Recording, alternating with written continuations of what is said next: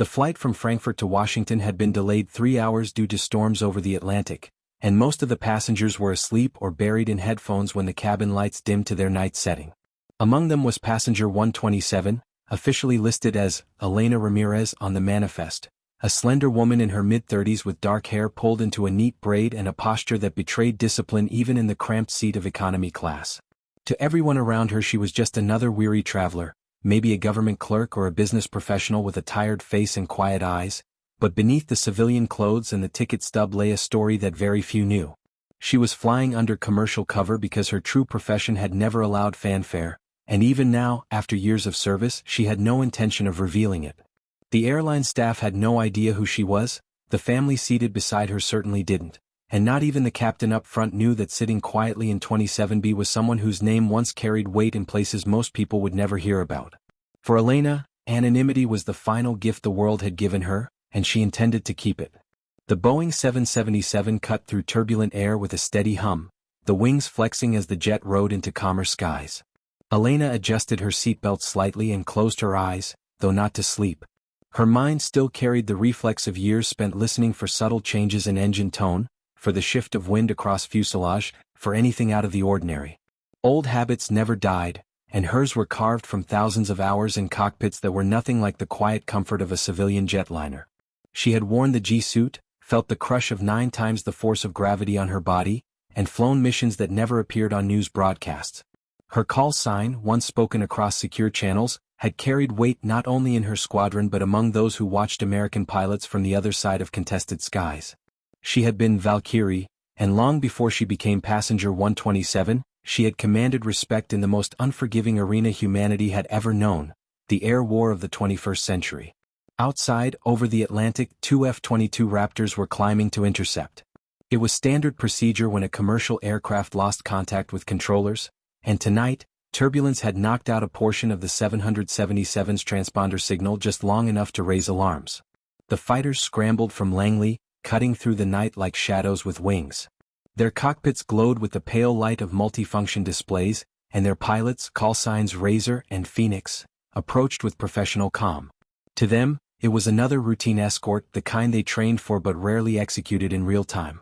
The 777 loomed ahead, a giant compared to their sleek Raptors, and Razor opened the channel to identify themselves. Inside the cockpit of the airliner, the captain responded, his voice strained but steady, explaining the situation.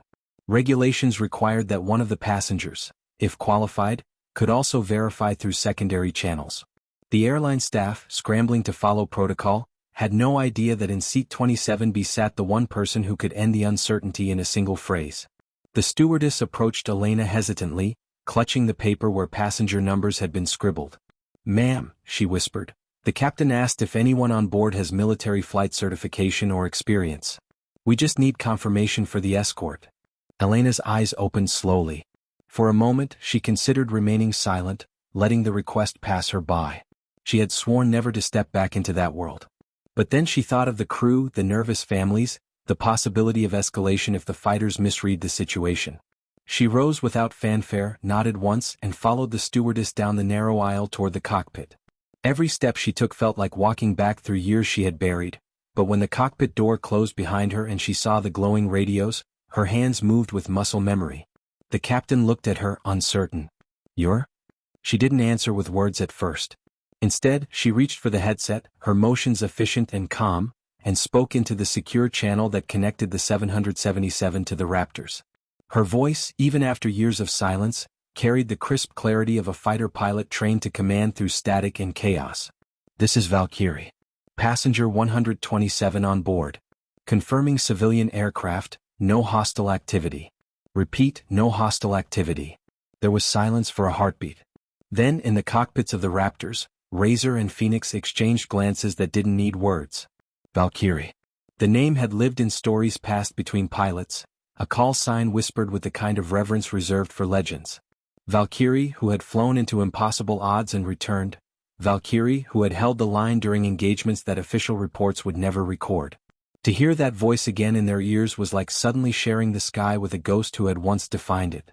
Razor straightened instinctively in his seat, his gloved hand tightening on the stick as if standing at attention in midair. Phoenix, younger but no less moved, snapped into the same posture. Two combat pilots in the dead of night, saluting in silence through the canopy glass to a passenger they could not see but knew better than most. In the 777 cockpit, the captain glanced at Elena with widened eyes. "They know you?" he asked softly. She gave no explanation, only handed back the headset with the calm of someone who had just saved them from a storm that never touched the passengers and back. The captain wanted to press further, but her gaze stopped him. Whatever she had been before was hers alone to carry. She returned to her seat, the cabin lights dimmed around her again, and to everyone else she was still just passenger 127. But above, two F-22s flew tighter on the formation, not out of suspicion anymore but out of respect. For Elena, sitting back down felt like lowering a curtain. She stared out the small oval window into the endless dark of the Atlantic sky, her reflection faint in the glass. Part of her chest ached, the ache of remembering, of being seen for the first time in years. She had thought her call sign buried with her service, forgotten except in classified files locked in Pentagon vaults. Yet tonight, it had risen from silence, and two of the newest generation of pilots had answered her with a gesture more profound than any medal, the salute of warriors to one of their own. She leaned her head back and closed her eyes again, and though the engines hummed the same as before, the silence in her mind was different now. Passenger 127 had become Valkyrie once more, if only for a night, and the sky itself seemed to recognize her. The rest of the flight continued in the dim, steady rhythm of transatlantic travel, but Elena found herself unable to retreat entirely into the anonymity she had been guarding. Even as the airliner crossed invisible lines of longitude in silence, she could feel the presence of the Raptors pacing them above, their sleek silhouettes unseen by most but clear in her mind's eye. She knew their speed, their altitude, the way they would be adjusting throttle to keep formation with something so much slower.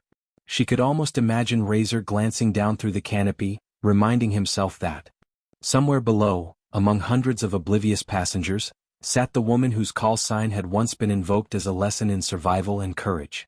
Elena had no desire to be recognized, yet part of her couldn't deny the faint warmth that crept into her chest. It wasn't vanity, she had never flown for applause, but rather the strange solace of knowing her years of sacrifice had not been erased completely. The skies had memory, and tonight it had reminded her that she had left a mark. Still, she had no interest in conversation when the plane finally touched down at Dulles. The Raptors peeled away, invisible streaks of light against a fading dawn, and the Boeing rolled smoothly onto the runway. Passengers stretched, complained about delays, checked their phones for messages. Elena stayed silent, waiting her turn, sliding her carry-on from the overhead bin with the practiced efficiency of someone who had carried far heavier loads across hangar bays and deployment zones. She moved with the flow of travelers, passport in hand, and disappeared into the crowd like a drop of rain into a river. If anyone noticed her calm precision, they said nothing. To them she was only passenger 127 and she wanted it that way. But anonymity is a fragile thing, especially in a world where stories travel faster than aircraft. Razor and Phoenix were young enough to still feel awe in their bones, and when they landed back at Langley, the debrief stretched longer than usual. The commanding officer had expected a routine escort report. Instead, his pilots leaned forward across the table, their voices alive with something close to reverence. "Sir," she identified herself, Razor said. "Passenger 127. Call sign Valkyrie." The name hung in the air, pulling the attention of every officer in the room. The CO, a colonel hardened by decades in uniform, narrowed his eyes. "Are you certain?" "Without question," Phoenix replied. Her voice, it was hers. The colonel didn't dismiss them. He sat back slowly, silent, and then gave a curt nod. "You two did the right thing. This goes no further." Yet even as he said it, he knew there was no stopping what they had unleashed. Call signs like that were never forgotten, not in the fraternity of fighter pilots where legacy was the true currency. Word would spread, not through official channels but across quiet conversations in hangars, in squadron bars, in the kind of whispers that always carried farther than orders. Valkyrie was alive and she had been seen. Elena, meanwhile, walked through arrivals like a ghost no one knew. She hailed a taxi, not an official car, and gave the address of a modest apartment she had rented under her own name. Retirement had not been kind to her. Military pensions rarely were for those whose records were sealed, but she lived simply, with books stacked high against bare walls and a second-hand coffee maker that sputtered more than it brewed. To her, comfort was never measured in things. It was in silence, in the ability to sleep without alerts blaring, in mornings where she could run by the river with no one expecting her to be airborne within the hour. Yet that morning, as she set her bag down and tried to return to routine, she felt the unease of someone whose past had just knocked on the door. The Raptor's salute lingered in her mind like an unfinished sentence. She tried to shake it, but by evening she found herself sitting at her small desk, staring at an old wooden box she kept hidden beneath layers of folded clothes. Inside were pieces of another life, a worn squadron patch, a pair of flight gloves stiff with age, and the photo of her standing beside an F-15 during the years before the Raptors had even entered service. She told herself she wouldn't open the box again. Yet here she was, staring at it as though it had summoned her. 2 days later there was a knock at her door. Elena almost didn't answer. Visitors were rare, and her instincts still warned against unannounced company. But the knock persisted, steady and respectful. When she opened the door, she found a young man in uniform standing in the hallway, hat tucked neatly under his arm. His face was earnest, his posture stiff. "Ma'am," he began, "I apologize for the intrusion. My name is Lieutenant Parker. I fly out of Langley." Elena's eyes narrowed slightly. She had no memory of the name. "I think you have the wrong apartment," she said, starting to close the door. But the young pilot stepped forward, not rudely but with a desperate urgency. "Please, Valkyrie. I only came to thank you." The word hit her like a physical blow. She froze, hand tightening on the doorframe. "You shouldn't be here," she said flatly. "You don't know what you're talking about." But Parker shook his head. "We do. Razor and Phoenix told us. We heard your voice. You don't have to admit it, I just wanted you to know we remember." She let the door close between them, her heartbeat quickening. Her first instinct was anger, but beneath it was something harder to face, the flicker of pride she thought she had buried.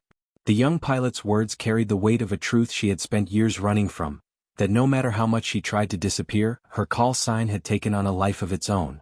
It was no longer just her story, it was a symbol etched into the culture of those who still flew. She couldn't control that. All she could control was how close she allowed it back into her life. That night, sleep came slowly, and when it did, it was filled with dreams of afterburners lighting against a midnight sky, of radar warnings screaming in her headset, of her own voice calm and unshaken as she led others home.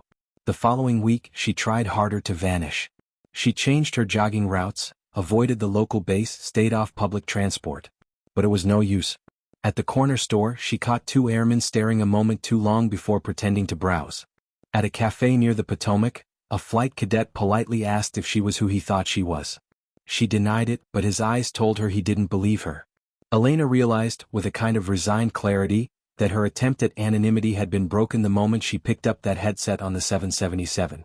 Valkyrie was back in the air, even if only in stories, and there was nothing she could do to put her back into silence. That realization left her with a choice: continue denying who she had been until the whispers turned into shadows around her, or accept that her name still carried weight and find a way to shape what it meant. She didn't yet know what she would choose.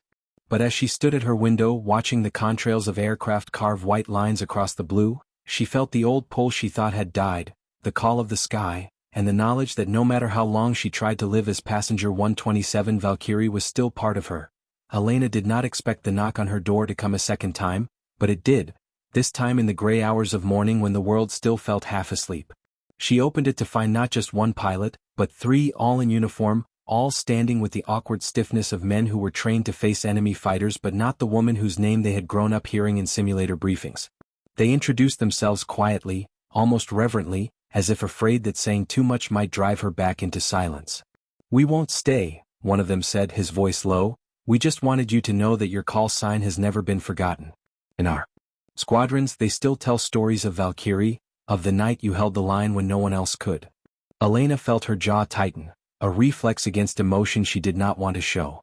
"Stories grow taller than the truth," she said curtly. "You shouldn't believe everything you hear in bars." But the youngest of the 3, barely out of his 20s, shook his head.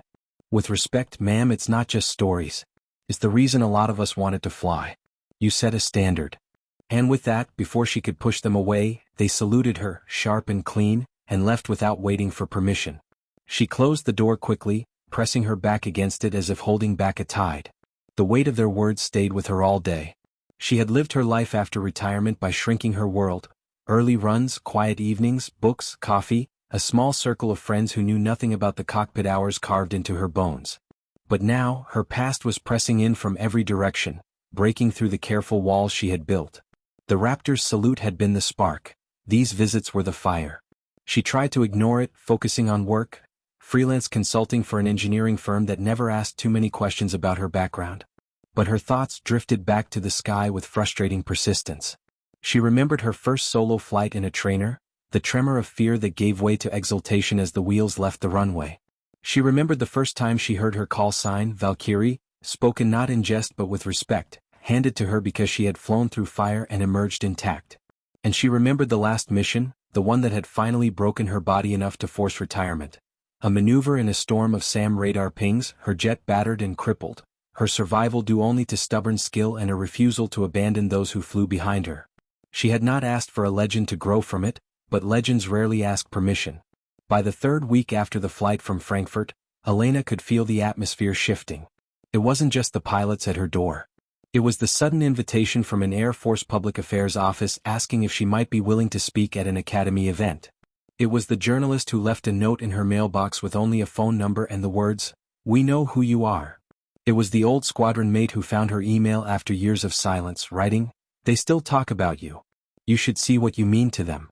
Elena deleted the message without responding, but her hands shook as she typed. She had left for a reason.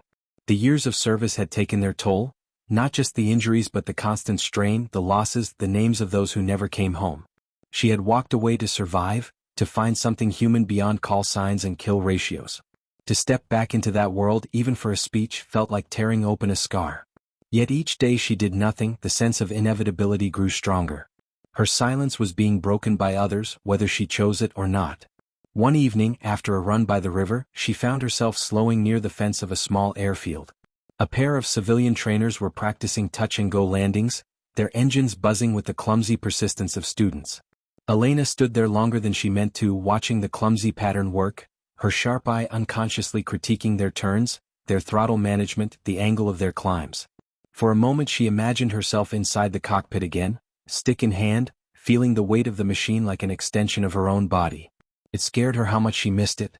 Not the bureaucracy, not the politics, not the pain, but the flight itself, the sky that felt like home.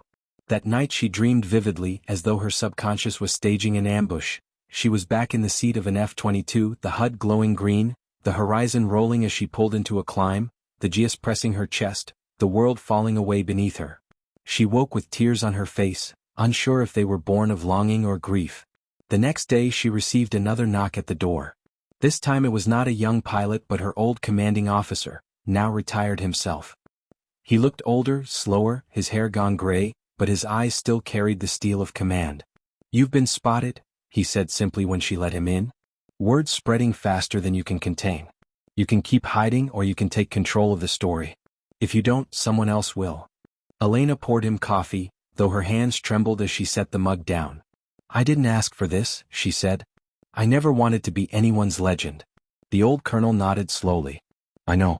But you don't get to choose what others carry from your life. You save people. You flew missions that changed outcomes. You can't bury that without burying yourself." She looked away, her throat tightening. He reached across the table, his voice gentler. "Maybe it's not about you anymore. Maybe it's about them, the ones flying now. They don't need a ghost. They need to know someone like you was real." That night Elena sat at her desk again, the wooden box open in front of her. She ran her fingers over the squadron patch, the gloves, the faded photograph. She could hear the colonel's words echoing with the memory of the young pilot's salute. She thought of passenger 127, anonymous and silent, and Valkyrie, whose name still lived in whispers across hangars. She had tried to separate them, to kill one in order to live as the other. But maybe that was the mistake. Maybe both were her and always would be. The question was no longer whether she wanted to be remembered, it was whether she would face that memory on her own terms. Slowly, deliberately, she slid the gloves onto her hands. They were stiff, almost brittle, but as her fingers curled into the leather she felt something stir in her chest. Not the old hunger for battle, but the steadiness of someone who had once found her purpose in the sky. The following morning she made a call. It wasn't to the press or to the public affairs office, or to her old squadron mates. It was to Langley. She asked to speak with the base commander, and when he answered, she kept her words simple. "This is Elena Ramirez. Call sign Valkyrie. I need to talk." There was silence on the line, the kind that stretched heavy with recognition. Then a quiet reply, Yes, ma'am. Anytime you're ready. She hung up, her pulse racing. She had no idea what she would say when the meeting came. But for the first time since stepping onto that flight from Frankfurt, she felt the weight of choice in her own hands. She was no longer just passenger 127. She was Valkyrie, and the world, it seemed, wasn't finished with her yet. Elena drove to Langley 2 days later, her hands steady on the wheel though her stomach twisted with nerves she had not felt since her first combat deployment. The base was the same in structure but not in atmosphere. Younger faces, newer aircraft gleaming under the sun, different insignia on hangars, yet the smell of jet fuel and the distant roar of engines carried her back instantly. She passed through security, the guards snapping to a formality that betrayed their awareness of who she was even if they said nothing. The name she had spoken on the phone had clearly traveled faster than she anticipated. She parked where instructed and stepped out, the heat pressing against her skin, the air alive with the kind of tension that always hung near a runway. A waiting officer guided her inside, and as she walked through the halls lined with squadron photographs, she saw her younger self in some of them, frozen in group shots beside aircraft that had long since been retired. She looked away quickly, forcing herself to keep walking. The base commander, Brigadier General Sloan, greeted her with the formality of rank but softened quickly into something closer to respect than duty. "Valkyrie," he said as though the word itself was a handshake. She stiffened slightly. "I go by Elena now," she corrected. He smiled faintly. "Maybe. But around here you'll always be Valkyrie." They sat across from each other in a sparse office, the blinds half closed against the bright morning. "You didn't have to come," Sloan said. "We would have understood if you'd stayed in the shadows. But since you're here, I assume you want to take control of this." Elena crossed her arms, her voice clipped. "I don't want control. I want peace. But it seems I won't get it until I face this head-on." Sloan nodded slowly as if weighing her words against what he already knew. "You've become more than a pilot to these young men and women. You're a symbol. Whether you like it or not, they believe in you." Elena exhaled, her eyes narrowing. "I'm no saint. I made mistakes. I lost people. I'm not the legend they think I am." Sloan leaned forward. "That may be true. But legends are never perfect, they're human. And that's what they need to see. Not just the Valkyrie of stories, but the Elena Ramirez who carried the weight of those choices." The conversation cut deeper than she expected. She had come prepared to resist, to reject the idea of stepping back into any spotlight, but Sloane's words landed with the precision of truth. She stared at the desk between them, tracing the faint scratches in the wood with her eyes, and realized that perhaps the fear she carried was not of being remembered but of being misunderstood. If the younger generation saw her only as an untouchable myth, they would learn nothing of the cost behind the victories. She looked up finally, her voice low. "If I do this, it won't be about glory. It has to be about reality. About what it takes, what it costs, and what it leaves behind." Sloan gave a single nod. "That's exactly why we want you. Not as propaganda, not as a mascot, but as truth." That afternoon she was escorted to a hangar where a group of pilots were gathered for what had been presented as a routine training debrief. When Elena stepped inside, conversation died instantly. Dozens of eyes turned to her, some wide with awe, others with disbelief that the woman from the stories was real and standing before them. Elena hated the silence that fell, hated the weight of expectation pressing against her shoulders, but she forced herself to walk to the front. She had stood in briefing rooms before missions where lives would be decided by her words. This should have felt easier, but in many ways it felt harder. She looked out over the crowd of fresh faces and began without ceremony. "You all think you know who Valkyrie is," she said, her voice clear but edged with steel. "You've heard stories of perfect flights, impossible missions, victories pulled from the jaws of disaster. But I'm here to tell you the truth. Valkyrie wasn't flawless. She wasn't invincible. She was just a pilot who did her job, who carried scars, who made mistakes that still wake her up at night." The room was silent, hanging on her words. Elena continued, pacing slowly as though she were back in a tactical debrief. "You need to understand what this life takes. The hours are brutal, the pressure relentless. You'll lose people. Friends. Sometimes you'll wonder if the decision you made cost them their lives. And you'll carry that forever. You'll also carry pride, the pride of protecting those who cannot protect themselves, of flying in defense of something larger than you. But don't mistake the pride for glory. There is no glory in blood. Only responsibility." She stopped, her eyes locking with a young lieutenant in the front row who looked barely old enough to shave. "So when you hear my call sign, when you hear Valkyrie whispered like some kind of legend, remember this: it's not about me. It's about you, about the choices you'll face, about the courage it takes not to be fearless, but to feel the fear and fly anyway. The pilots did not applaud, did not cheer. They stood in silence, absorbing her words like cadets receiving orders before combat. Then, slowly, one by one, they raised their hands in salute, not the sharp, ceremonial salute of parades, but the deliberate, respectful salute of warriors recognizing one of their own. Elena felt her throat tighten, unexpected emotion flooding her chest. She returned the salute, her hand trembling only slightly, and then lowered it, signaling the end of the moment. The silence broke into murmurs, but no one rushed her, no one demanded autographs or photographs. They gave her space, and in that space she felt something shift inside herself. For the first time since that night over the Atlantic, she felt that maybe facing her past had purpose. Afterward, Sloane walked with her back toward the offices. "You did well," he said simply. Elena shook her head. "I told them the truth. Whether they can handle it, that's on them." Sloane smiled faintly. "That's all we can ever do, tell them the truth. The rest is theirs to carry." As she left the base, Elena felt strangely lighter, though she knew this was only the beginning. The whispers would not stop. If anything, they would grow louder. But now at least she had spoken her piece. She had reminded them that behind every call sign was a human being. And in doing so, she had reminded herself. That night she returned home to her quiet apartment, exhausted but unable to sleep. She sat at her desk again, the wooden box still open, the gloves still waiting. She traced the edge of the patch with her fingertip, then set it aside. She wasn't ready to close the box yet, but she wasn't ready to wear it either. Instead, she sat with it open, as though acknowledging both halves of her life at once. Passenger 127 and Valkyrie, coexisting in the same small room. For the first time, it didn't feel like a contradiction. It felt like truth. In the weeks that followed her appearance at Langley, Elena found her life shifting in ways she hadn't anticipated. She had expected to deliver her speech, retreat again into anonymity, and quietly fade back into her small apartment and her morning runs by the river. Instead, invitations began to arrive one after another, some formal, some almost pleading in tone. Training squadrons requested her presence for seminars. Academy instructors asked if she would consider mentoring cadets. Even civilian organizations reached out, wanting her perspective on leadership under pressure. Elena ignored most of them at first, but what unsettled her was not the frequency of the requests. It was the feeling that maybe, despite her reluctance, she was meant to answer some of them. Each letter, each email, each respectful knock at her door carried the same unspoken message. Valkyrie still mattered. She tried to resist the pull. Her apartment remained her sanctuary, the place where she could still convince herself she was just Elena Ramirez, retired pilot, another face in the city crowd.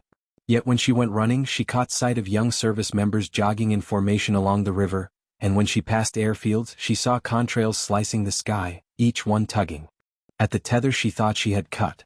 The memories she had once pushed down were resurfacing, not in the form of nightmares, though those still came on hard nights, but as flashes of clarity.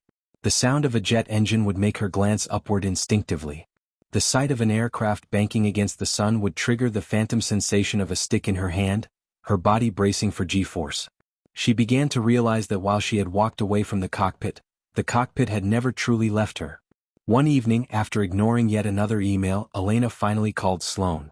"I can't keep being their ghost," she told him bluntly. "They're looking at me like I'm some kind of legend carved out of marble, and I don't know how to live with that." Sloane's voice on the other end was calm, steady, the way commanders often are when they sense a storm in their pilots. "You don't have to be marble," he said. "You just have to be human. They don't need perfection, Elena. They need honesty, and you gave them that. Maybe it's time you gave them more." She closed her eyes, her fingers gripping the phone tightly. "And if I'm not enough?" Sloane was quiet for a long moment before answering. "Then at least they'll know." Even Valkyrie wrestled with doubt. "That will mean more than you think." The next week, Elena accepted an invitation she had resisted for years, to speak at the Air Force Academy. She traveled to Colorado Springs under her real name, slipping through airports as she always did, just another passenger among thousands. But when she stepped into the vast hall where cadets in crisp uniforms waited, the silence was different from Langley's. It was filled with expectation, with the kind of reverence that bordered on worship. Elena hated it. She walked to the podium, her steps deliberate, and before she spoke she scanned their faces. Most were barely older than 20, their eyes sharp with ambition but also wide with inexperience. She remembered being that age, so sure of invincibility, unaware of the weight she would one day carry. Her speech was not polished. She spoke without notes, letting her words spill raw and unvarnished. She told them about fear, about how it was always there no matter how many missions you flew. She told them about the friends she lost, the nights when silence in the bunkhouse was filled with absence. She told them about the difference between courage and recklessness, about the moments when doing nothing was harder than pulling the trigger. "Don't ever believe the myth," she said, her voice cutting through the stillness. "Valkyrie is not a superhero. She was a pilot who bled, who failed, who carried her dead home in memory because no one else could. If you want to wear these wings, you need to understand that. You'll be called heroes, but inside you'll feel the cracks. That's normal. That's what makes you real." When she finished, the cadets did not cheer or clap. They stood, solemn and silent, and saluted as one. Elena felt her throat tighten again, the same as at Langley, but this time she held their gaze longer. She let them see the weight in her eyes, the truth she carried. Later, as she left the stage, a young woman intercepted her, a cadet with a firm jawline and trembling hands. "Ma'am," she said, her voice shaking, "I wanted to quit last month. I thought I wasn't strong enough. But after hearing you, maybe it's not about being strong. Maybe it's about holding on anyway. Thank you." Elena could only nod, her chest tightening with an emotion she refused to name. That night in her hotel room, she stared out at the dark mountains, feeling both drained and alive. She realized she had given something away in that hall, something she had never intended to. She had given them permission to be imperfect, to struggle, to carry their burdens without shame. And in return she had received something she didn't know she needed, the sense that maybe her scars were not just hers to carry, but could serve as guidance for those who would face the same storms. She lay down to sleep, and for the first time in years, the dreams that came were not of loss or fire but of calm skies, the kind she had once flown through on ferry flights, endless blue stretching out without threat. But peace never lasted long. A week later she was contacted again, this time not by military officials or cadets but by someone from the Department of Defense. The man spoke carefully, avoiding details, but the meaning was clear. There were operations underway where her expertise, her specific hard-earned knowledge, could make a difference. They weren't asking her to fly, at least not yet, but they wanted her insight, her ability to think in the unforgiving calculus of air combat. Elena's first instinct was to refuse outright. She had promised herself never to be pulled back into that machine, never to let the bureaucracy drain her soul again. But the man's words echoed in her head long after the call ended. "You've already inspired them. Maybe you can protect them too." For days she wrestled with it. She walked her running routes, sat at her desk, opened and closed the wooden box without knowing what she was searching for. She asked herself if she was strong enough to step closer to the life she had abandoned, if she could face the possibility of losing again. She told herself she was done, retired, a civilian with no obligation left. But deep down she knew better. Her oath, the one she had sworn years ago, had never expired, not in her heart. The call sign Valkyrie might have been retired on paper, but in the skies it still carried weight, and in her own chest it still carried purpose. One night, unable to sleep, Elena drove back to the airfield she had visited weeks before. The trainers were gone, the runway quiet, the stars sharp against the black sky. She sat in her car, staring at the empty tarmac, and for the first time she whispered aloud to herself, "Maybe it's not over." The words startled her, but they also steadied her. She realized that she had been running from the wrong thing, not from her past but from her own unfinished story. And perhaps it was time to stop running. Elena did not immediately accept the Pentagon's offer, but the seed had been planted, and once planted, it grew. She returned to her routines, her morning runs by the river, her evenings reading with the lamp light filling the quiet apartment, but the quiet no longer soothed her. Instead it gnawed at her. The silence became too loud, her footsteps on the pavement too hollow. Every time she saw jets cross overhead, she imagined the faces of those who flew them. Young, eager, unaware of how fragile they really were. She remembered the cadet at Colorado Springs, the one who had nearly quit but changed her mind after Elena's words, and she thought about what might happen if those cadets were sent into the unforgiving reality of combat without the wisdom of those who had lived it. The weight of that responsibility pressed harder each day until she knew, deep down, that she could not stay away forever. She had once told herself her flying days were over, but she was realizing now that perhaps her service had only shifted into another form, one where she would be mentor, strategist, guardian. And perhaps, though she dared not admit it yet, a pilot once more. When the Pentagon called back 2 weeks later, Elena's answer came faster than she expected. "I'll hear you out," she said flatly, though in her chest her pulse quickened.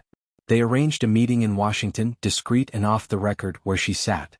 Across a polished oak table from officials who looked less like commanders and more like politicians in crisp suits. They spoke of rising tensions, of new adversaries testing American air power in ways unseen since the Cold War. They explained that her experience with split-second combat decisions, her ability to anticipate moves before they unfolded, was not something that could simply be replicated by simulations or algorithms. "We're not asking you to return as a soldier," one of them said, his voice careful. "We're asking you to return as a protector, someone who can prepare the next generation to survive what's coming." Elena listened without revealing much, her hands folded, her face unreadable. But inside, a storm swirled. Fear, longing, purpose, doubt, all tangled in a knot she could not yet untie. That night she stayed in a hotel near the Potomac, the city lights reflected across the water. She stood by the window for hours, the voices of the officials echoing in her mind. Survive what's coming. She wondered if they even understood the cost of survival, if they knew the ghost that would inevitably be born from the choices made in the cockpit. She thought of her old wingman Marcus Stryker Hale, who had never made it back from their last deployment, and of the countless others whose call signs now lived only in memorial plaques and whispered stories. Could she really be responsible for sending another generation into that storm? And yet, could she live with herself if she walked away? In the early hours of morning, when the streets were still and the city had not yet awakened, Elena whispered the truth into the empty room. "If I don't, someone else will. And they might not be ready." That was all the answer she needed. The next day she signed the papers, not as a reactivated pilot, but as a special advisor attached to an elite training wing. The title felt strange, bureaucratic, far removed from the adrenaline-soaked call sign that once defined her. But when she stepped back onto the tarmac at Nellis Air Force Base in Nevada, watching the F-22 Raptors gleam under the desert sun, her chest tightened in a way that was all too familiar. Pilots in flight suits glanced her way, their expressions a mixture of disbelief and awe. Word had spread quickly, Valkyrie was back. She ignored the murmurs, her jaw set, her pace steady. This was not about nostalgia, she told herself. This was about duty. Yet deep inside, a flicker of something dangerously close to exhilaration stirred again. Her first weeks were grueling in a way she had not expected. She wasn't flying, not yet, but she spent long hours in simulators with young pilots, pushing them through scenarios so brutal they often left the cockpit drenched in sweat. She demanded perfection, not out of cruelty but out of necessity. "The sky doesn't forgive mistakes," she reminded them coldly. At night, she reviewed flight footage, annotating every hesitation, every sloppy maneuver. Some of the rookies hated her for it, muttering that the legend had turned tyrant, but others understood. Slowly they began to sharpen, their movements cleaner, their instincts keener. Elena saw glimpses of herself in them, the raw hunger, the eagerness to prove themselves, and it both pained her and gave her hope. She wasn't molding heroes, she was trying to forge survivors. One evening, after a particularly brutal session, a young pilot lingered after the others left. His name was Callahan, call sign Torch, barely 24, with the swagger of youth still clinging to him. "Ma'am," he said, hesitating, "you ever think we'll be good enough? Like you?" Elena studied him for a long moment, then shook her head. "You don't need to be like me," she said softly. "You need to be better. Because the enemies you'll face won't fight the way mine did. And you don't have the luxury of learning the hard way." Torch swallowed hard, then nodded, determination hardening his features. For the first time in years, Elena felt a spark of something that resembled pride. Yet as the weeks stretched into months, she felt another pull, one she had been trying to ignore, the call of the cockpit itself. Watching from the ground was one thing, but hearing the roar of the engines, smelling the tang of jet fuel, seeing the Raptors slice across the sky, it stirred something primal inside her. She found herself lingering near the hangars, her fingers tracing the cold metal skin of the aircraft, her eyes drawn to the canopies that once framed her world. The brass had made it clear she was not to fly, her role was advisory, nothing more.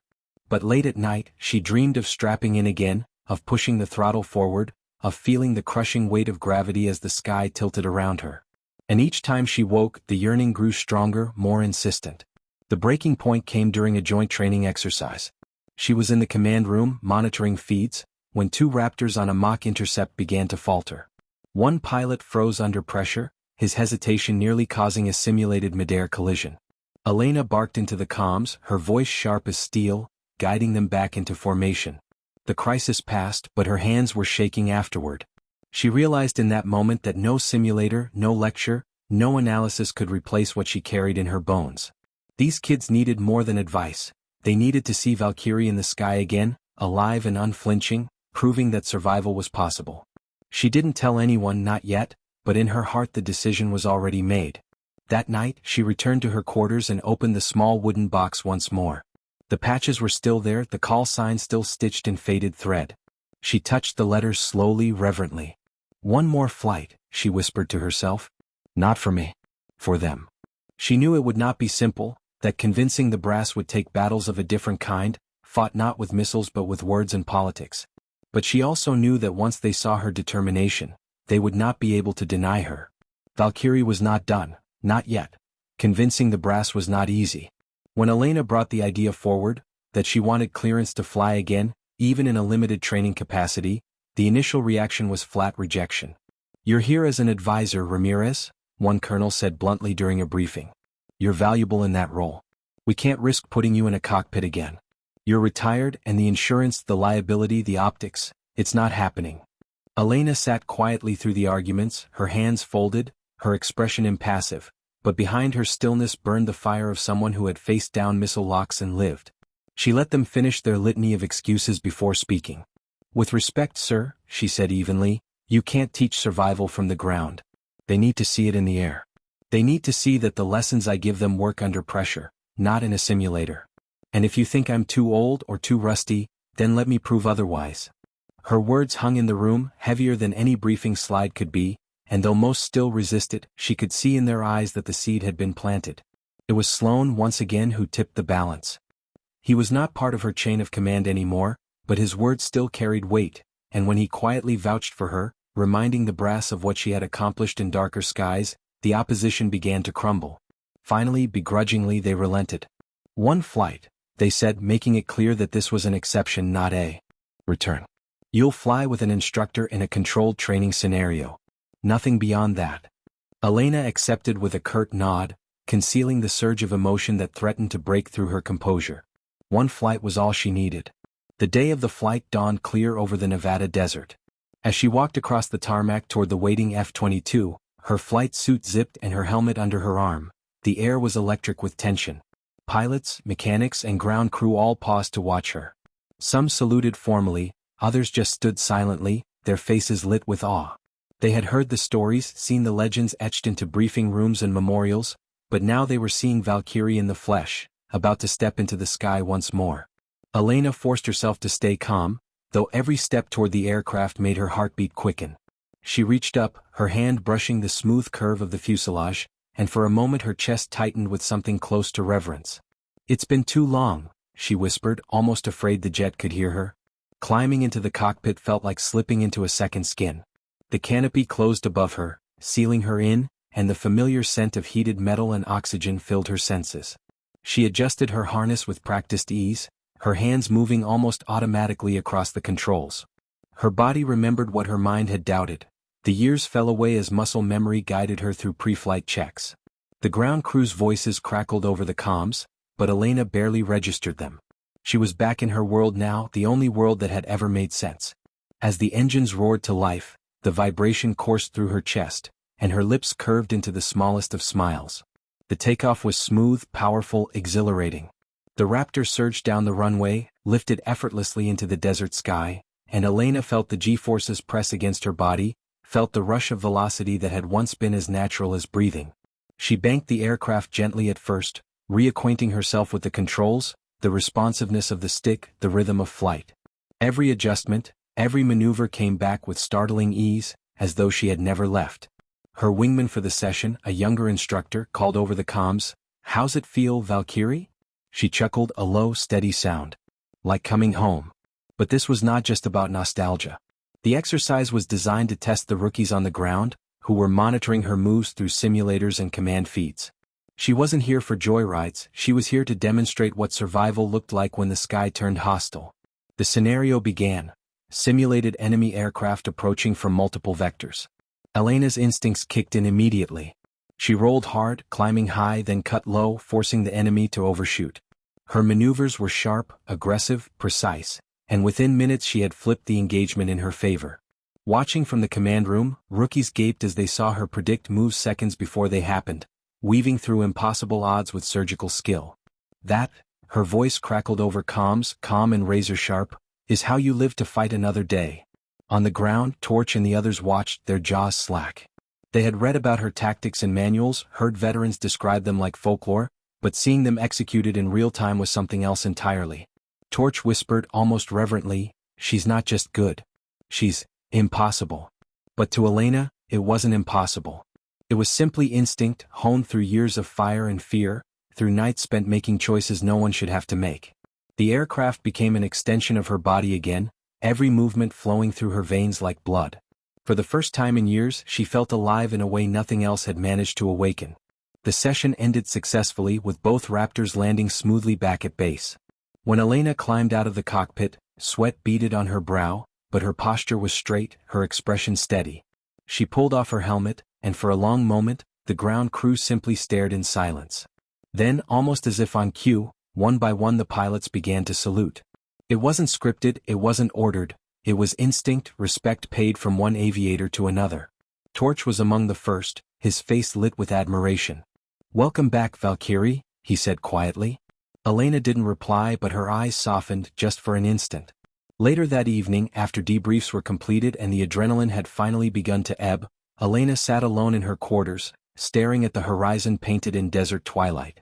She knew this couldn't just be a one-time thing. One flight had awakened something she could not silence again. She also knew the brass would fight her, that politics would weigh heavy against her desire to return in any official capacity.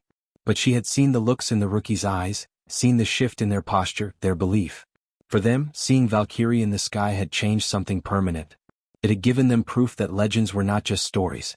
They were real, breathing, fallible, human, and that survival was not only possible but achievable.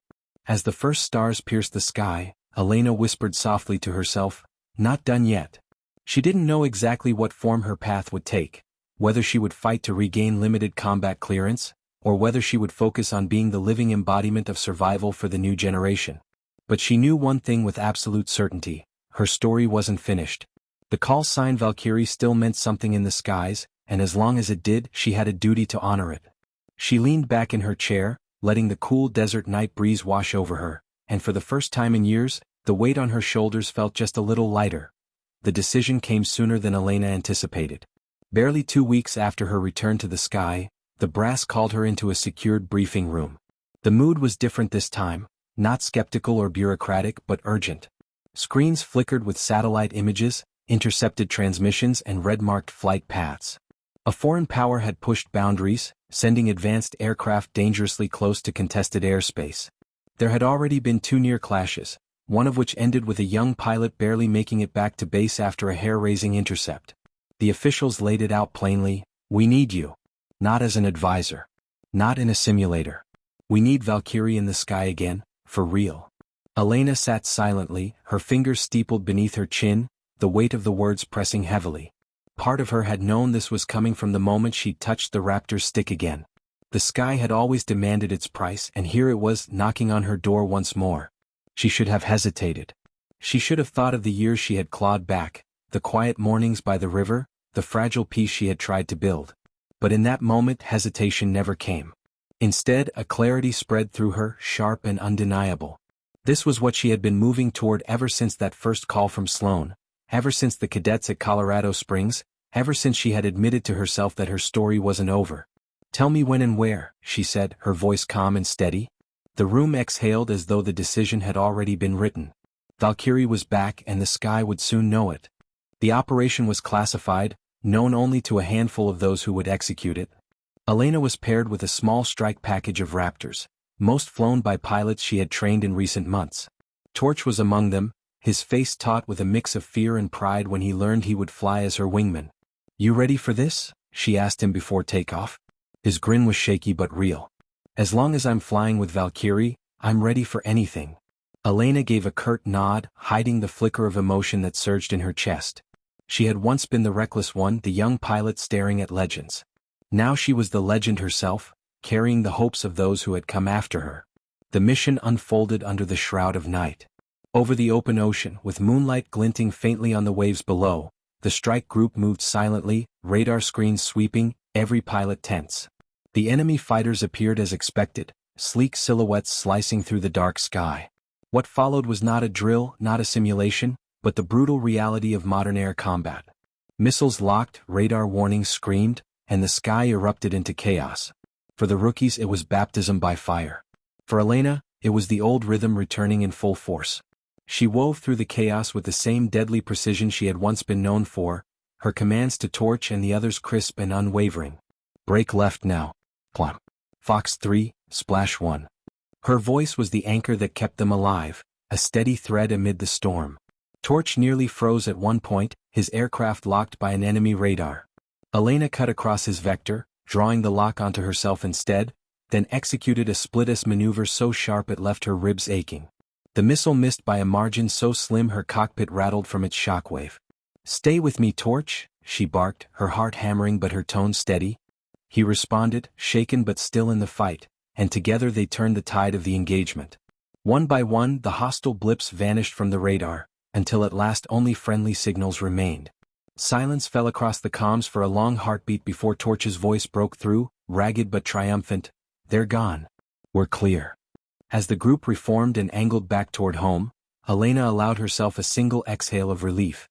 But she knew better than to bask in triumph. Every battle carried its ghosts, and though tonight they had all survived, she understood that tomorrow might not grant the same mercy.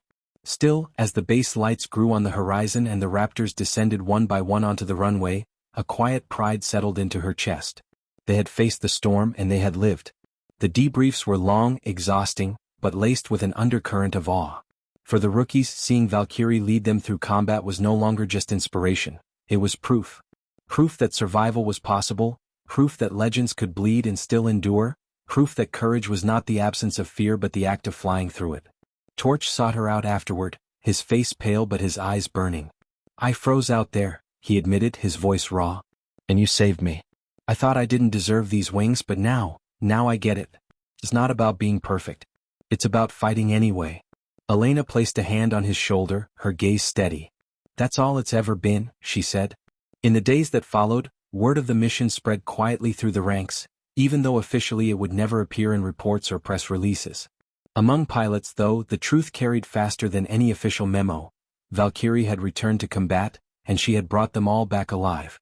Salutes followed her everywhere now, not out of blind reverence but out of a deeper, quieter respect. She was no longer just a figure in textbooks or stories told in mess halls, she was flesh and blood, a pilot who had gone back into the fire and proven that experience and instinct still mattered in a world increasingly dominated by technology and cold precision. One evening, as the sun bled across the desert horizon, Sloan found her sitting alone on the edge of the runway, helmet at her side. He lowered himself onto the concrete beside her, silent for a long while before finally saying, "You know, you didn't have to do that. You could have walked away again." Elena stared at the fading light, her voice soft but unyielding. "I did have to. Not for me, for them. They needed to see it's possible. That we don't just write legends in ink, we prove them in the sky." Sloan studied her, a faint smile tugging at his lips. "And what about you? What do you need now?" She was quiet for a long time before answering. "Peace. Maybe for real this time. But I don't know if the sky will ever let me have it." The sky never truly let go of those it claimed, but for Elena, peace came in smaller moments. The laughter of rookies she mentored. The sound of engines roaring to life under clear desert mornings. The knowledge that Torch and the others were sharper, stronger, and safer because she had given a piece of herself back to the world she once tried to leave. She would never be free of the ghosts, no pilot ever was, but she no longer carried them alone. They lived in the salutes, in the training, in the whispered call sign that echoed in hangars long after she passed through. And so, though the official roster still listed her as retired, though the Pentagon insisted Valkyrie's combat days were behind her, every pilot who had flown under her wing knew the truth: legends never retire. They simply evolve, passing their fire into those who come after. Elena Ramirez, passenger 127, survivor, teacher, warrior, had stepped back into the storm when the world needed her most, and in doing so she had shown a generation that survival was not a miracle but a choice. And as long as the sky held dangers, as long as contrails scarred the heavens, somewhere deep inside every pilot Valkyrie would still fly. The end.